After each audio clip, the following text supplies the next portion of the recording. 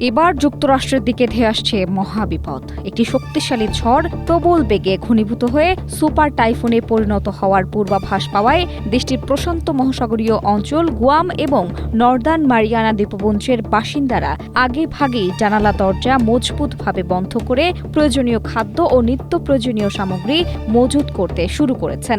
এটি দ্রুত গতিতে যুক্তরাষ্ট্রের প্রশান্ত মহাসাগরীয় অঞ্চলগুলোর দিকে অগ্রসর হচ্ছে। যুক্তরাষ্ট্রের joint typhoon warning centre JTWC এর তথ্য অনুযায়ী শুক্রবার 03:00 গ্রিনিচ মান সময় পর্যন্ত টাইফুন বাভি বার্শাল দ্বীপপুঞ্জ এবং নর্দার্ন মারিয়ানা দ্বীপপুঞ্জের মাঝামাঝি অবস্থানে ছিল।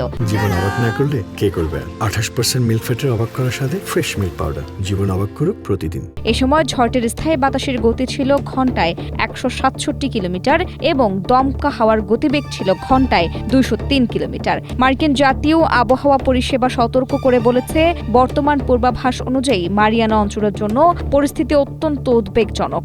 JTWC জানিয়েছে, পশ্চিম দিকে অগ্রসর হওয়ার সঙ্গে সঙ্গে ঝড়টি শনিবার সুপার টাইফুন পর্যায়ে পৌঁছালে তখন এর বাতাসের গতি দাঁড়াতে পারে ঘন্টায় 240 কিলোমিটার। এরপর আরও 24 ঘন্টার মধ্যে এটি আরও শক্তিশালী হয়ে ঘন্টায় 278 কিলোমিটার গতিতে পৌঁছাতে পারে, যা ক্যাটাগরি 5 হারিকেনের সমতুল্য।